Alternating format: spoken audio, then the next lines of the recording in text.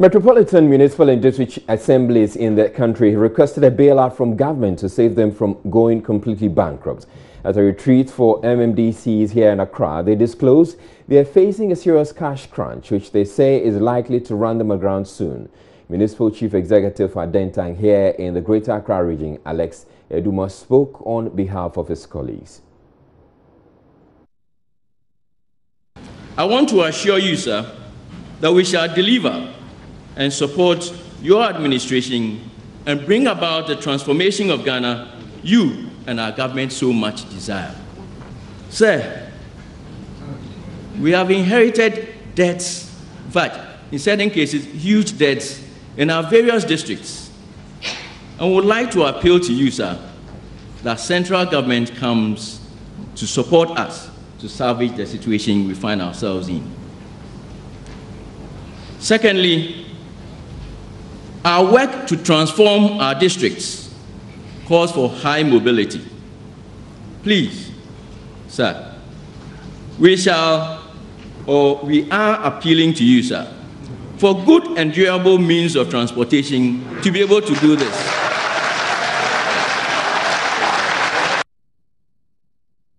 President Akufo-Addo promised to consider the request. He have expressed worry about the recurring power struggle between MMDCs and members of parliament in their areas. You should start by making sure you acquaint yourself with all the relevant laws and work in close collaboration with your assemblies, traditional authorities, opinion leaders, religious leaders, and other key stakeholders in your localities. Chief Executives, experience has taught us that a lot of the tension that arises in the districts and frustrates the work of government comes from, at their times, fractious relationship between members of parliament and chief executives. Please avoid such conflicts and let the MPs get their share of the common fund timeously. I do not and cannot and nor want to issue any edicts on anybody's political ambitions. It is enough to point out that many of the tensions between chief executives and MPs also start when chief executives want to run for parliament. The other important role you play is that of chair of the District Security Committee. You do not need me to tell you that your most important function is to ensure peace and law and order in your districts.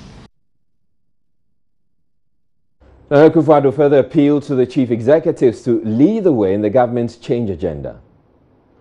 We should be able to judge for ourselves quite soon what one district does with its $1 million and compare it with what another district does with theirs.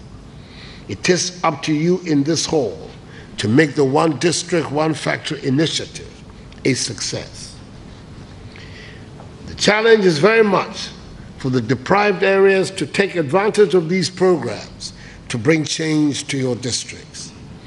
You have the opportunity to change your districts from places where people move from to places where people move to. Let your factories thrive, and you will soon discover that people will move to your districts instead of the current position where all our young and strong people move away to Accra and Kumasi. While a lot of funds will be flowing into the districts, and every attempt will be made to get the common fund allocations to you regularly and on time, I urge you to work on internally generated funds. You will not make the progress you should if your development program is solely dependent on the relatively meager sums you get from the common fund allocation. And please, apply your district assembly common fund judiciously towards the execution of planned and approved projects. It is not for recurrent expenditure and should not be misused or abused. Parliament's Finance Committee has summoned Finance Minister Ken Ofori-Atta to an emergency meeting on Thursday over the introduction of the 3% VAT flat rate scheme. Among the concerns being raised by some of the committee members is the introduction of exemptions by the Ghana Revenue Authority to some traders that the law backing the scheme did not capture. The committee will also be seeking clarifications from the minister on concerns about double taxation and the possibility the scheme could result in price increases. The GRA Commissioner, as well as officials of the Association of Ghana Industries, which petitioned the committee over the issue, are expected to participate in that meeting. Ranking member of the committee, Atewa, tells Joy News government is acting outside the law.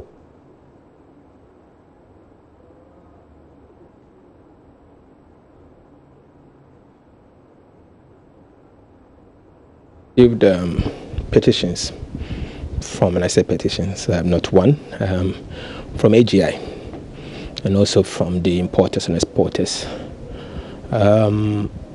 Companies like Unilever have also come to see the chair of the committee to complain. And for me, it's like I told you so.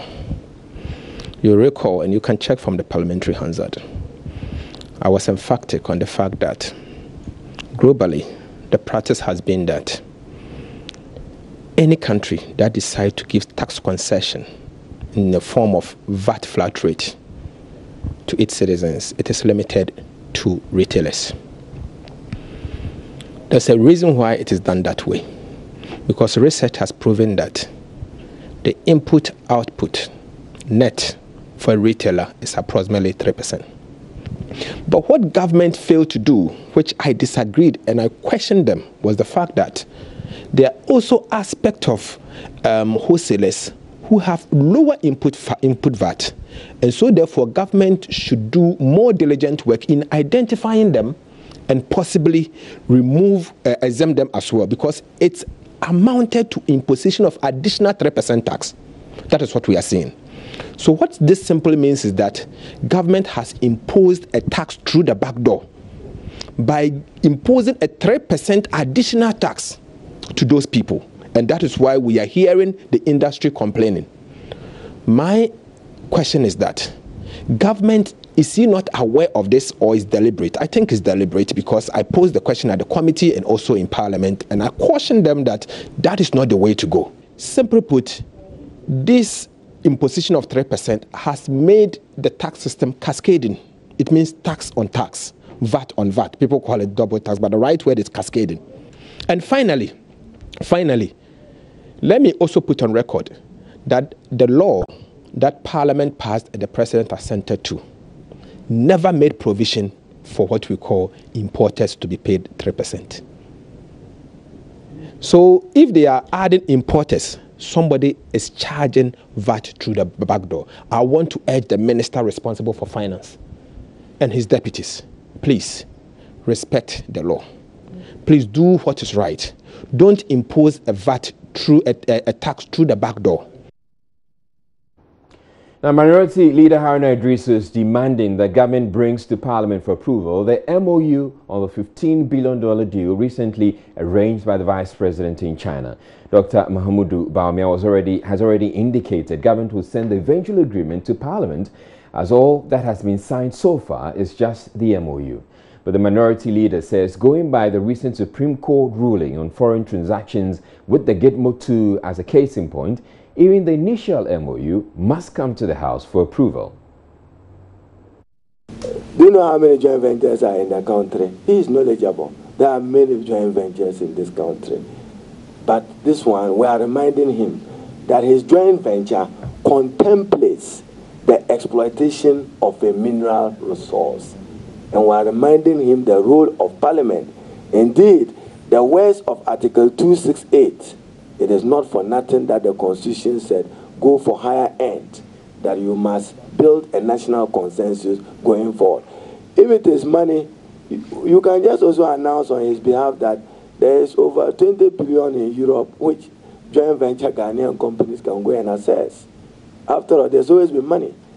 It is a risk and debt to GDP risk, and we know they are still in a fund program, and therefore they may not have the capacity.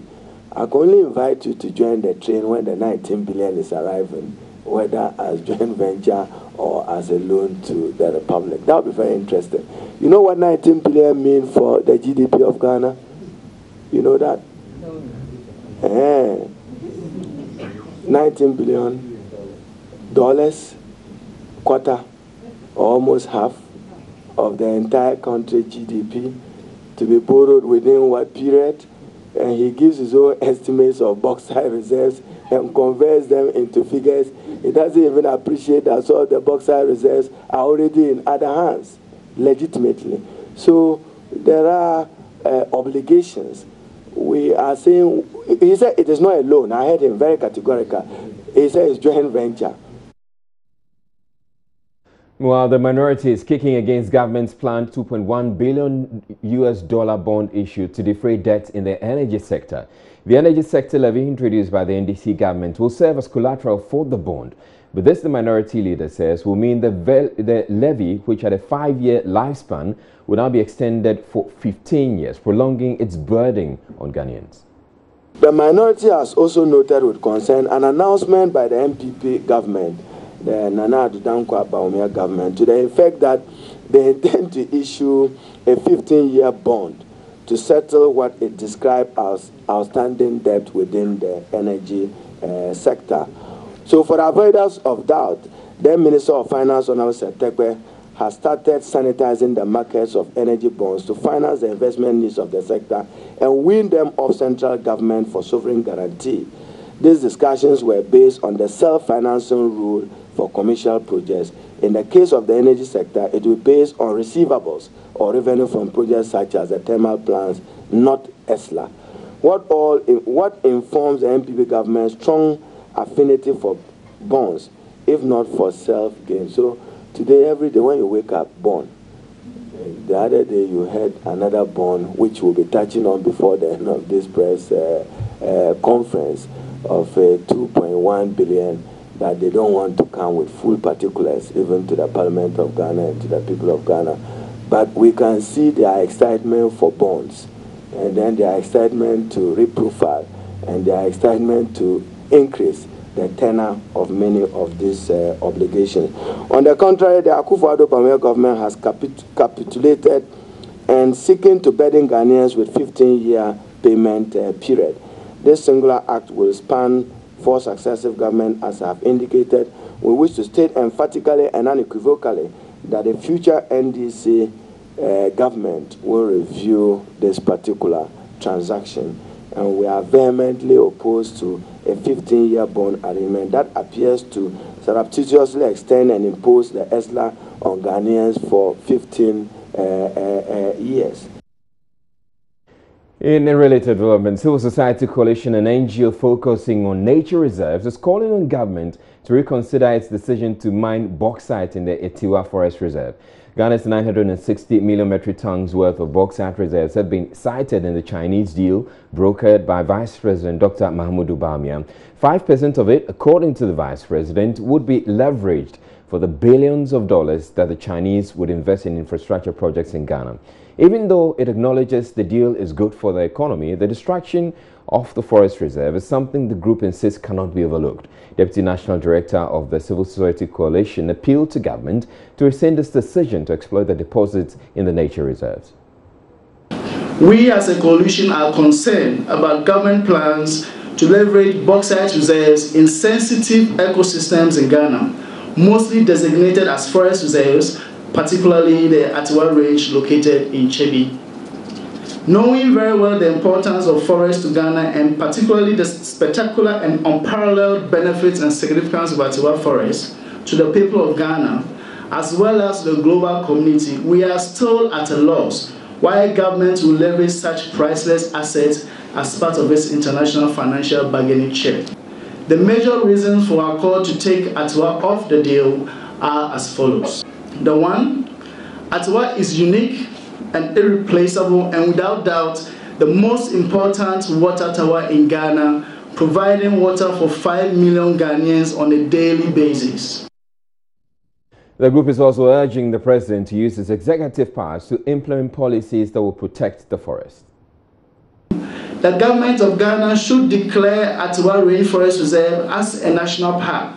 This will certainly be the most lasting legacy generations will forever remember this administration for, together with bringing to a halt the activities of galamsey all over the country. The government should work in partnership with key stakeholders to develop a landscape master plan, including a protected area management plan and buffer zone, including hydrology and reforestation.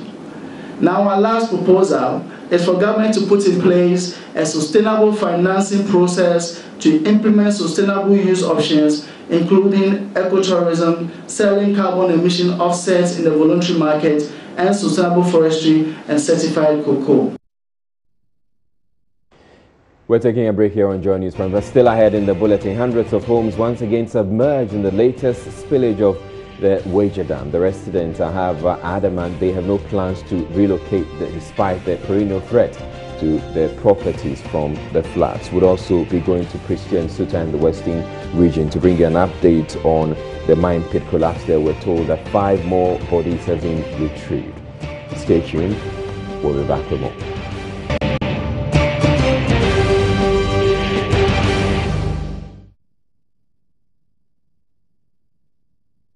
Welcome back to Joy News Prime. Now, 5 more bodies have been retrieved from the mine pit, which collapsed last Sunday at Christian Suta in the Western region, trapping as many as 17 miners who were underground at the time. It brings to 6 the number of bodies that have so far been retrieved. Best FM's Kojo Fletcher.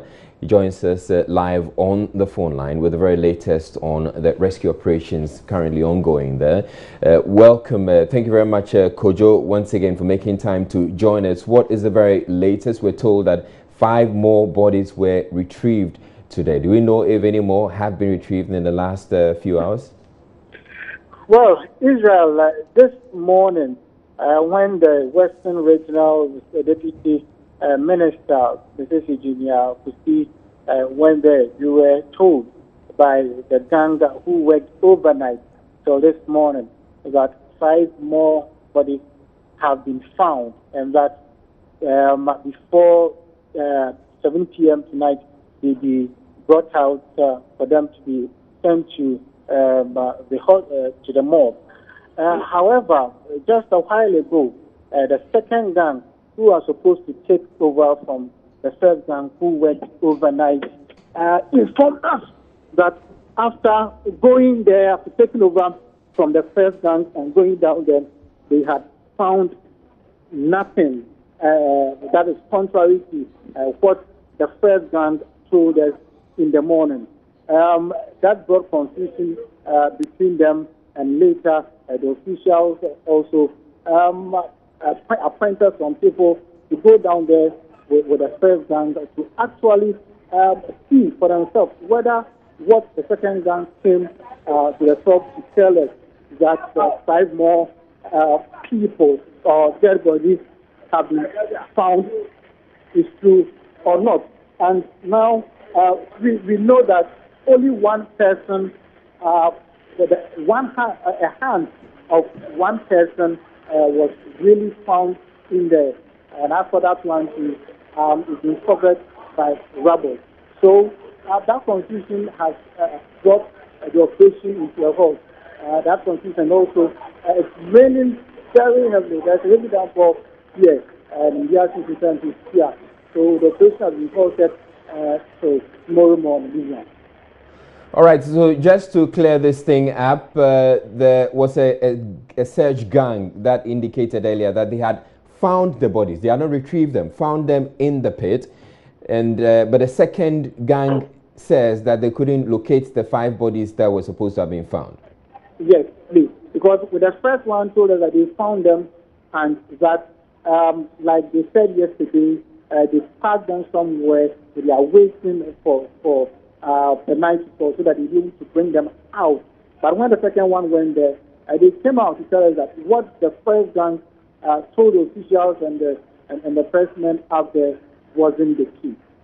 Now, I hear you talk about the fact that they're waiting till evening before they bring them out. Why do they want to wait till evening? They were saying that they didn't want the families to be wailing and crying at the site. Like they did yesterday, they waited around 5:36 p.m. before they brought that one out. And that one too, they couldn't identify the actual person. So even this morning, his picture was all over the site, but no one seemed to know the person. All right, thank you very much. Best FM's Kojo Fletcher bringing us that update on the Prestia in Suta mine disaster. The very latest we've been told is that the 5 bodies that were initially found by one such gang, it turns out that they couldn't locate those bodies. And then the very latest is that the rescue operation has been brought to a halt because of a heavy downpour in the area. We're taking a break here on Joy News Prime. We'll bring you business news thereafter, but much later on in the bulletin. Crash departed can no longer be guaranteed a final resting place, as the city's cemeteries reveal they are having to pile corpses on top of each other to make way for others. We'll bring you that story later on in the bulletin. Stay tuned. We'll bring you more.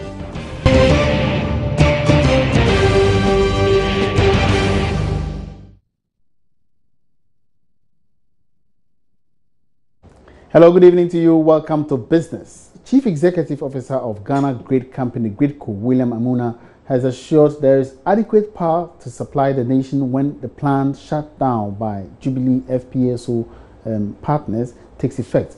This follows the improvement in the water levels in both the Akosombo and Bui dams. Partners of the Jubilee field have declared their intention to have a planned shutdown of the floating processing, storage and offloading FPSO facility on the Jubilee field to allow for routine maintenance. Water levels in both the Akosombo and Bui dams are said to be picking up significantly, resulting in adequate generation of power for domestic and commercial use. The 2 hydropower projects have not contributed much to power generation for some time now. Industry players had become apprehensive the planned shutdown of the FPSO on the Jubilee field would result in some power instability. However, speaking with Joy Business, Chief Executive of Gridco, William Amuna, said there has been a steady rise in the water levels of the country's 2 major hydro dams, making the utility company capable to generate power for the country without running on generators. He said water levels in the Akosombo Dam, for instance, has risen to over 240 millimeters from the less than 200 millimeters recorded a few months ago. Despite concerns Talos' planned shutdown of the FPSO Kwame Nkrumah on the Jubilee field will result in a shortage of power, Chief Executive of Gridco, William Amuna, confirmed the improvement in the hydro projects would avert any power supply challenge. We have more than enough supply. AXA has come in with additional power.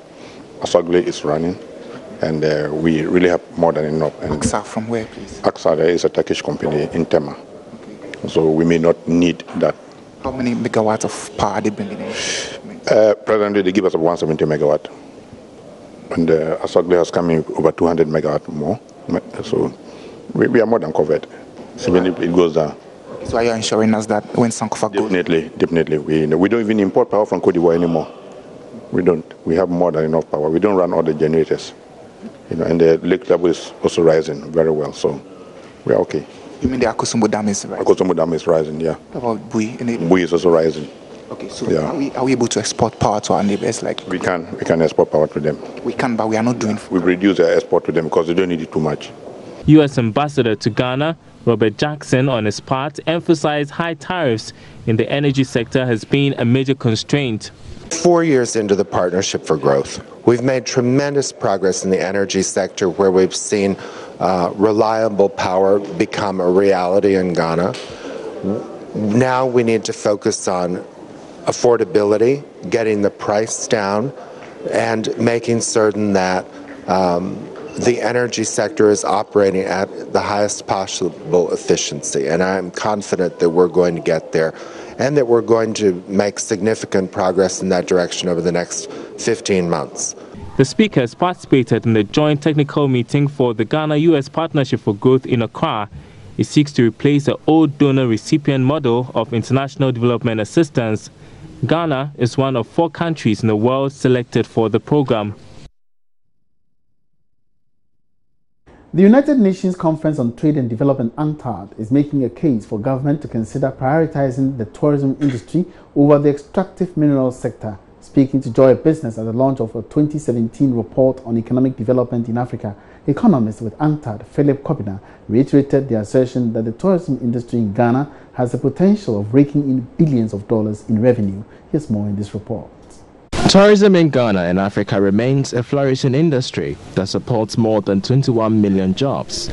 Speaking at the launch of the event under the theme Tourism for Transformative and Inclusive Growth, economist with UNCTAD, Philip Kobina, revealed that government should consider positioning the tourism sector so as to make it competitive on the world market. Even if we had trillions of reserves of oil or gas, sometime in the future it's going to get finished. But tourism is a service activity. It never gets finished. You have to going on and on and on. So I think that it needs and requires a certain kind of attention to exploit the positives and to grow, to benefit from the revenues that we have. Because tourism, it never finishes. Extractive industries, the reserves could last us for 200 years, 300 years. Sometime in the future, it is going to finish. So it is not about redirecting, but giving equal importance to a sector that is so profitable, but seems not to get the kind of attention that it deserves to be able to contribute to national development. Meanwhile, President of the Ghana Hotels Association, Herbert Akwe, warned that the policy recommendations in the report can't be achieved if government fails to address the challenges of hoteliers. Some of the issues that affect smooth running operations have also been captured in this report. What kind of issues are they? One of them is multiplicity of taxes, which is now a critical area that is bordering, the activities or the hotel operations. So therefore, can you say that it's very costly and expensive to run a hotel here in Ghana? It's very difficult to run a hotel here in Ghana. It's very challenging. The cost situation is getting out of hand. Electricity is taking beyond 32% of income. And you have, a whole lot of other taxes also to pay. So it's becoming quite critical. And you have engaged most of your members. What are they doing to, meet up to these very challenges that they have been faced with? How are they, re-strategizing?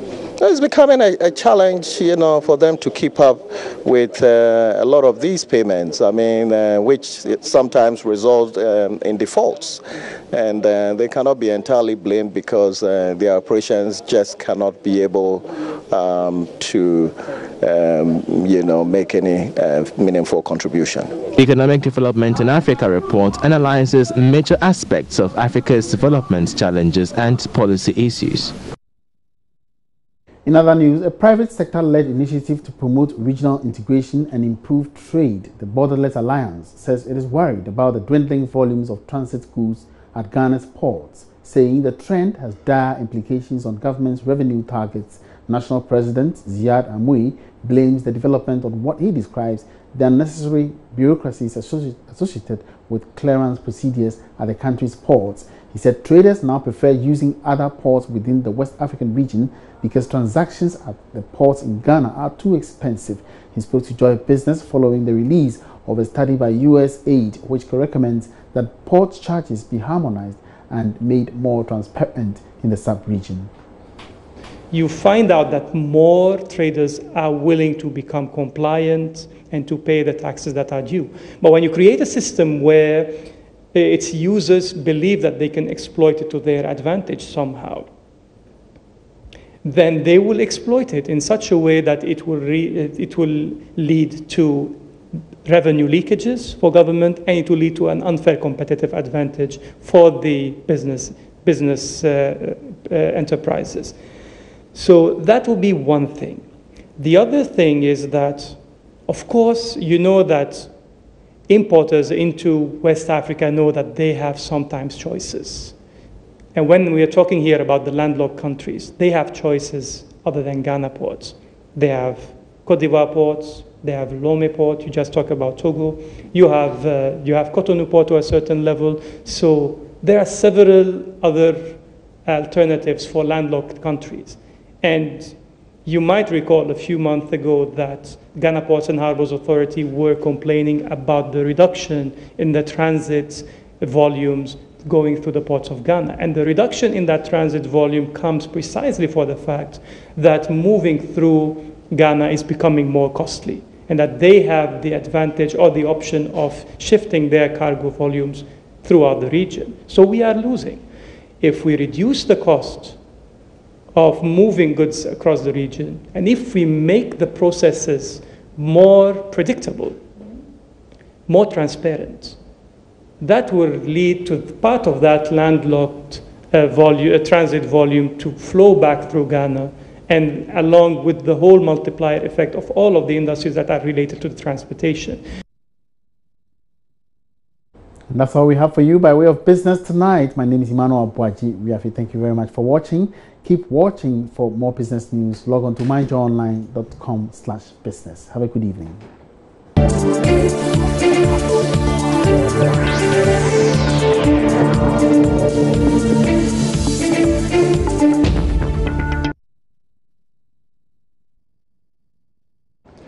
A number of communities in the catchment area of the Wager Dam in the Gansalt municipality are gradually getting submerged following recent spillage of the dam by the Ghana Water Company Limited. The annual spilling carried out by the company is to release excess water from the dam. This action most often leave homes within the area flooded. Joining us, Matilda Vamega has more from Wager. I took a careful but daring walk through the spilled water that has collected here to gain access into the homes of affected residents at Sampa Valley, a suburb of Wager. Being cut off from the rest of the capital is not the end of their woes, as residents look on for the water to continue to fill their homes. The excess water which is being spilled from the Wager Dam runs through homes within the community, affecting hundreds of inhabitants.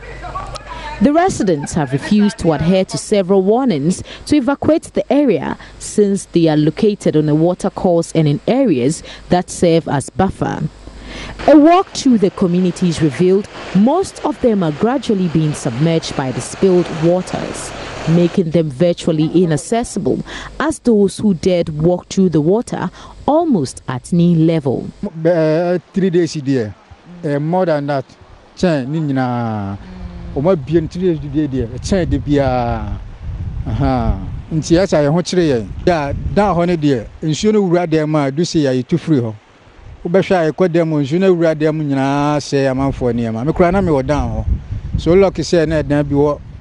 Inside the whenever Ghana Water spills water from the dam, it comes this way. It was opened 5 days ago, but I started entering our home yesterday. This is the worst I have seen in 5 years of living here. Those at Titigu used to experience this, but not again.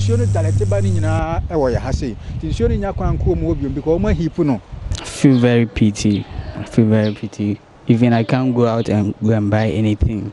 I have to go to school, but because of the flood, so I can't go to school. So, how does this make you feel? Do you feel like moving out of this place? Yeah.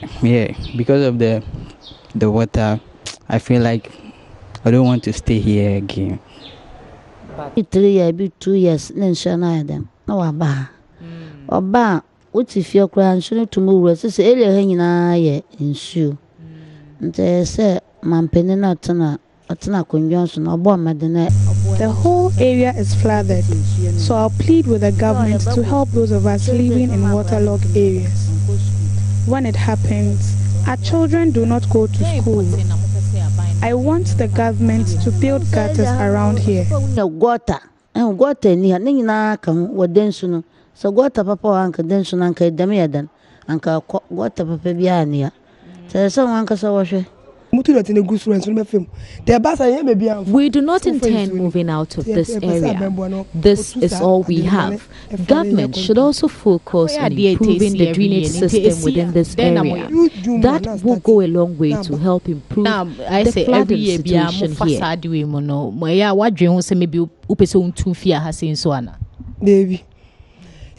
Because I had a dam, be a dam and so ma, say be a dam and never see. The dam number what I'm for be young, a jay. So Sampa Valley is not the only community that has been flooded following the spillage. Communities around New Waja, Oblogo, Lower Makati have all been flooded as a result of the spillage. For Joy News, Matilda Pomaga, Waja, Accra.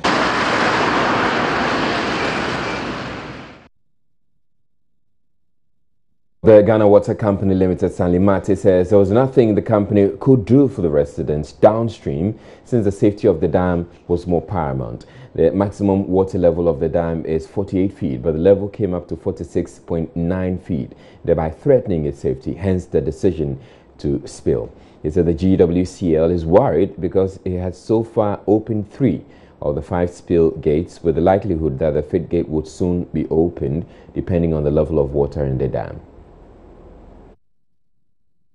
So we don't allow it to go beyond 45.5 feet, but we've gotten to 46.9, which is quite dangerous, and we're still getting inflows.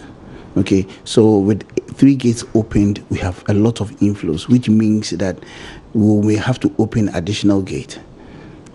And these 3 gates have been opened since the 22nd of April 2017.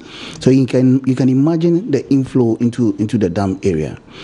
And seriously, we can't compromise on the integrity of the dam, like I keep saying, because that dam is man-made. It can break at any time. And if that dam is to collapse now, it will wipe all those people, all those villages, all those towns, all those properties within seconds. And Greater Accra will be without water for close to 5 years, because we may have to build another dam so that we can store the water abstract before we treat. Okay, so I don't see why we should just allow people to misbehave for us to go through all these. We have been talking about this for a very long time, and I'll plead with the people of Ghana that let's all act responsibly and do the right things so that we don't put excess burden on the government and the powers that be. For instance, people are calling on Ghana Water Company Limited because of this issue, but it has nothing to do with Ghana Water Company Limited. And Energy Minister Bwache Jaku has assured efforts are ongoing to rectify problems with overbilling of electricity consumers in Somenya that led to clashes between residents and the police. It will be recalled that the residents attacked the ECG office in Somenya over disconnections as a result of non-payment of high bills. MP for Yilo Krobo, Magnus Amwate, invited the Energy Minister to Parliament to answer questions on the issue. Rejected readings. Under this occurrence, estimated bills are issued when there are suspected faulty meters, meter tampering, or human error resulting from manual readings. In all the enumerated cases, when the actual readings of the postpaid meters are picked and validated after the previous estimates, the billing system automatically does a rebilling to reconcile the customer's accounts. Remedial actions to reduce estimated bills. In order to address the challenges of estimated bills, ECG has introduced the following measures. 1. Automated meter readings facilities for its major customers where meter readings are done remotely. 2. Handheld devices for the reading of residential and non-residential and small-scale commercial customers and their meters. It is to be noted that Yilo Krobo and Lower Manya municipalities are beneficiaries of the use of handheld devices for meter reading. Now, also appearing before the House was Minister for Employment and Labour Relations, Ignatius Bafuwa, to answer questions on the operations of the Youth Employment Agency. He told MPs the allowance of beneficiaries will soon be increased from 300 to 400 cedis. In terms of remuneration of personnel of the agency, Staff are paid monthly salaries computed based on negotiated salary scales in line with the Public Services Workers Union of TUC's negotiated agreement. As of December 2016, program beneficiaries were paid a minimum basic allowance of 300 cedis with a compulsory monthly savings of 500, which is paid back to each contributor upon their exit. Mr. Speaker, there is a proposal to increase the allowance of program beneficiaries from a monthly rate of 300 cedis to a minimum of 400 cedis. Mr. Speaker, thank you for the opportunity to answer the question.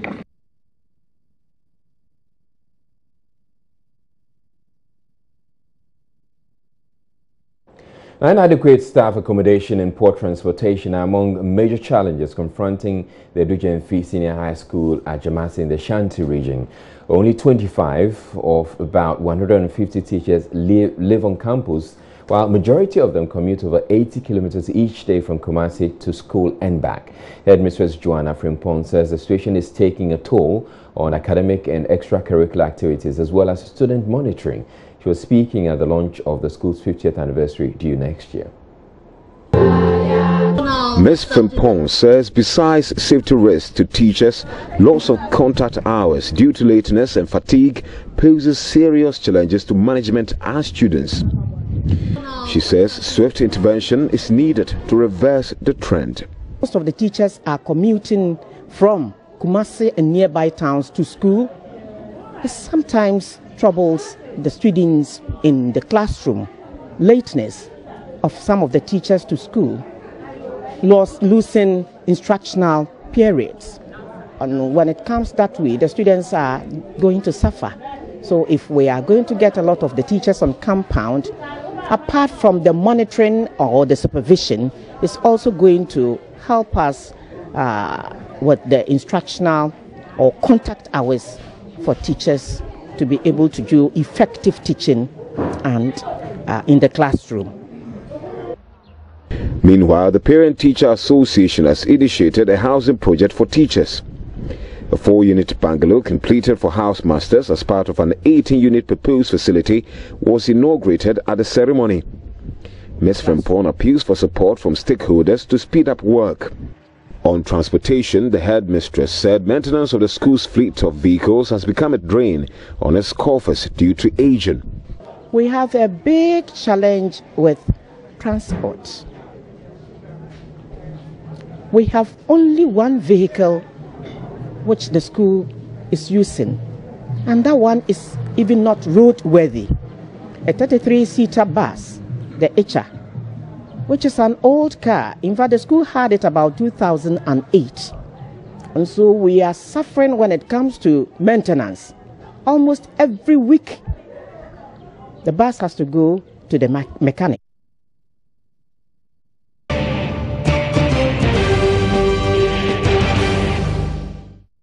Like Ghanaians living abroad wishing to participate in the country's elections from their domicile countries could realize those ambitions sooner than later, according to President Akufo-Addo. Though Parliament passed a representation of the People's Amendment Law, RUPAL, some 12 years ago to enable them vote in local elections, implementation is yet to start.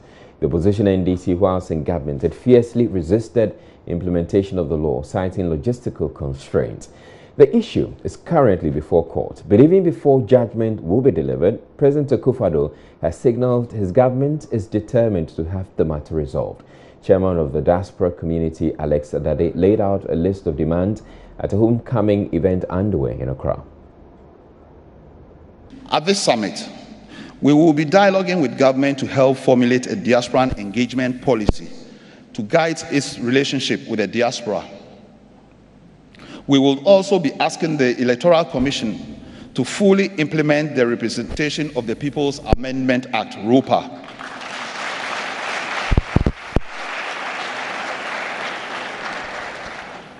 To enable Ghanaians everywhere to participate in the electoral process.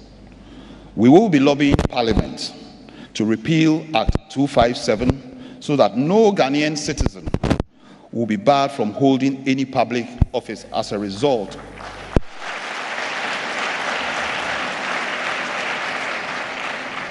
as a result of dual citizenship. We will be demanding full political inclusion in the governance of this country.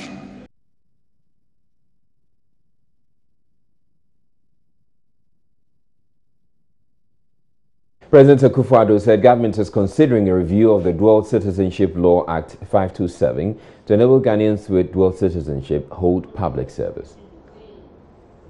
I have established at the Office of the President the Office of Diaspora Affairs, headed by one of your own, Akwesi Ababio, recently resident in Europe, as his director, with Nadia Musa, recently resident in North America, as his deputy. The office is tasked with, amongst others, for laying the foundation for a productive and mutually beneficial relationship between government and overseas Ghanaians. The office is also to compile a database of talented Ghanaians from which government can source for professionals and experts required to fill specific and key sectors of our economy. So far, some 35 overseas Ghanaians have been appointed into key areas of government.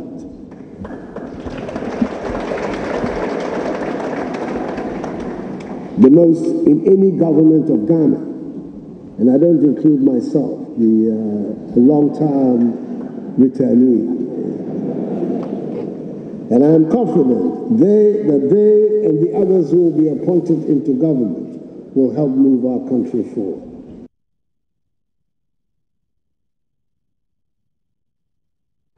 On Joy News Agenda tonight, management of the Akame Basic School in the Ketu South Municipality of the Volta region say they are compelled to pack pupils into classrooms to avoid a situation where the weak structures could collapse on some of the pupils. It follows the emergence of deep cracks in the walls of a 3-unit classroom block which previously accommodated the lower primary. Joining us, Fred Kwame Asari has more on this story.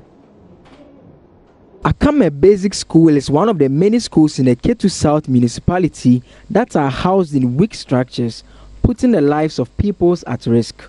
The school, constructed some 40 years ago, has seen no renovation works. 3 of the 4 structures on the compound have developed severe cracks that are yet to be fixed, despite several appeals from the school. This structure previously housed the lower primary. Due to the deep cracks and deteriorating roofing materials, pupils have been relocated into another structure to merge with other classes. This development has led to overcrowding in the classrooms. Veronica Zanku is the headmistress of the school. The department, they don't have seats. The MP built a KG block for us, which will be handed over to us soon. But they don't have enough seats. So we need seats.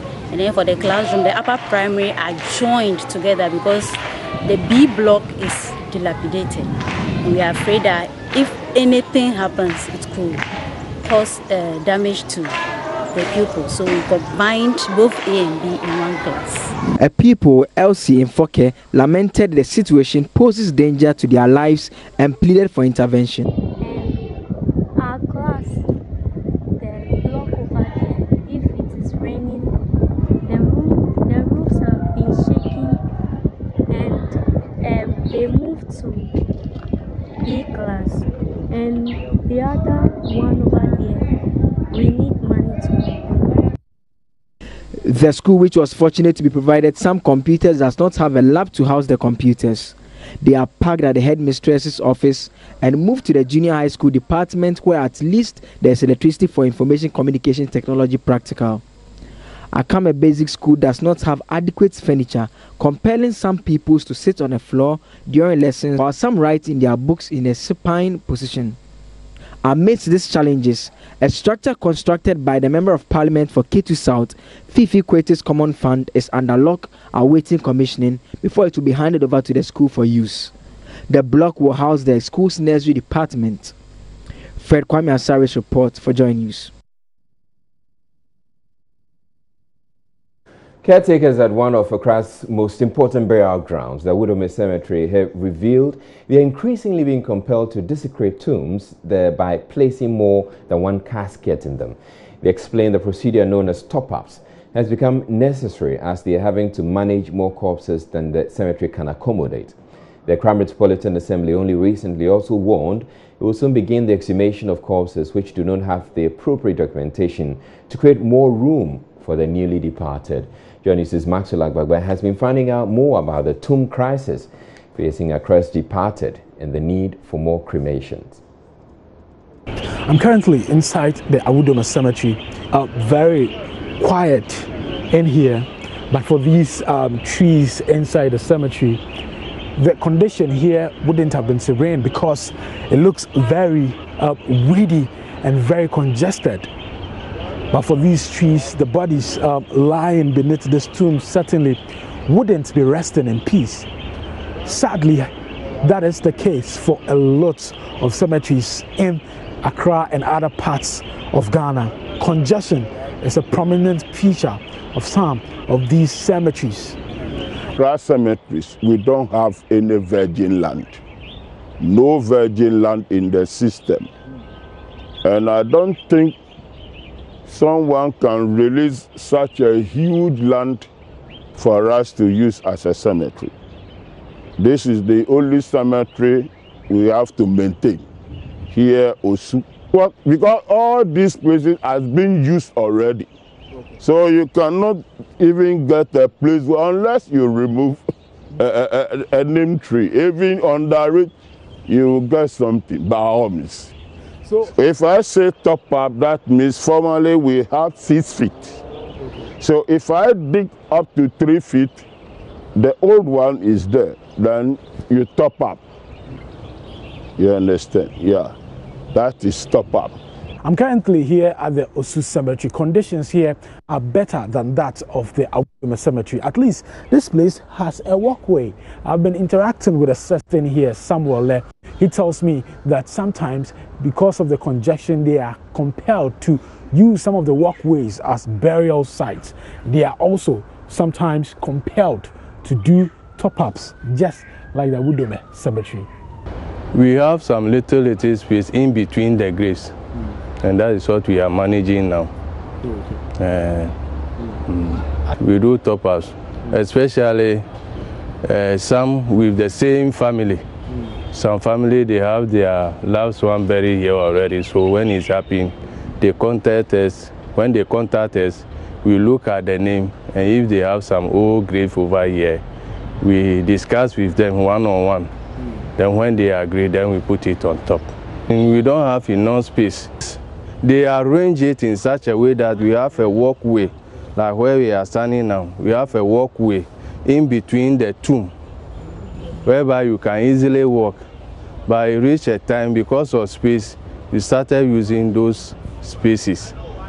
So, sometime last year, the director of the Metro Public Health Department, Victor Akwe, stated even though it is legitimate for people to bury their loved ones at home, the practice is not really encouraged. But what about cremation? Cremation is also on the agenda. The education is going on. And nowadays, people are now, we are creating the awareness. And so people are now understanding it small. And you know, it's not part of our culture. So people find it very difficult to go that way. And now that the education is going on, and people are now aware of the benefits and the other things, it's also part of the education. We have arrested about 4 people and we have sent them to Osu police station. Currently they are there. They have been defecating and throwing refuse to the cemetery, especially along the road.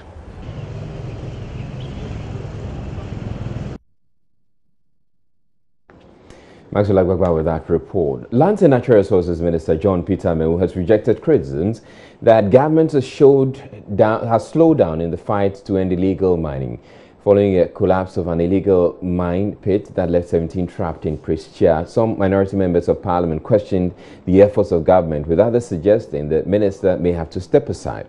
But speaking to Raymond Aqua on Affront on Joy News, the minister insisted the fight has so far yielded results, with many miners abandoning site.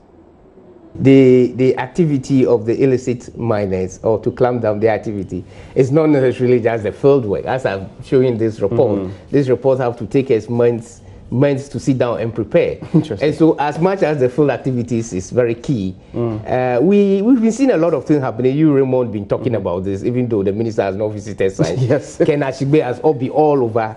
Just 3 days ago, he was in Ashanti region having a stakeholder engagement with people. You know, Bernard and co had always been talking about it, and so the media awareness is of course ongoing. Maybe why people think that there have been some level of, you know, reduction in activities, because maybe they haven't seen a minister arresting a Chinese or Russian on site. So I mean, that is not the issue. It's not the, it's not what, you know, yes, I get the point. Those fanfares are sometimes interested, but then that is not, we must also do behind the scene work, like I have shown you, and this is exactly what we are doing. Okay, so is it dawning on you that you cannot continue being on the field consistently? No, it doesn't dawn on me at all. We can do that. I can do that. You can equally do that. But so you sacked mining officers. Who are those replacing them? Well, now there is no small-scale mining going on. Yeah, so there's no need for supervision. There is no need for supervision, of course. But maybe you say it's not happening, but some believe it is happening on the grounds. Yeah, even then, because what those people tells me is that it's not their responsibility to supervise an illegality. I see. Those 9 officers that are fired, because it's not their responsibility to supervise an illegality. So even if they are there, they don't go to stop them, because they are not there to supervise an illegal mining activity. But there are plans to recruit more people? Yes, of course, we have plans to recruit. We've just been granted some approval from the Finance Ministry. We are expanding on the number of mining districts. We are creating, I think, about 5 additional mining that districts. Makes it 14. Yes, but you know what happened, Raymond? In one mining district, you can have about 4 political districts. The minister also revealed government will by close of week deploy an anti-galamsey task force expected to man mining areas for the next 12 months. That is why we are going to publish the names and let Ghanaians understand that these sites have an MOU with some level of support from the ministry for the military to protect, you know, their mine. If outside and beyond this number of concessions that we're going to mention, some are found out to be, you know, doing the same thing, then those may not be the legal acceptable ones. So yes, of course, that's why we are coming out with this list. I'm sure by tomorrow it should be up there in the public domain, so that people will know that if you take Gold Fields, if you take Asanko Gold, if you take, you know, other mining companies and their military, the protections, of course, have been sanctioned. They are doing legal duty on the grounds. Yeah. How about those that you said were going to reinforce the ban? Those who are there to ensure the sanity, those people who are there to ensure that people don't sneak in the night to go and do illegal galamsey. You're talking about the military? Yes, I'm talking about the military. Yeah, even if the person have to be there to make sure that they don't do illegality, their presence must be, you know, must be approved. I'm saying that you talked early on in April that you're going to send out a security team, which would make sure that people don't return to these mines. These are the people I'm talking about. That they will be deployed maybe today or tomorrow. That's it for the bulletin. My name is Israel. Have a good night.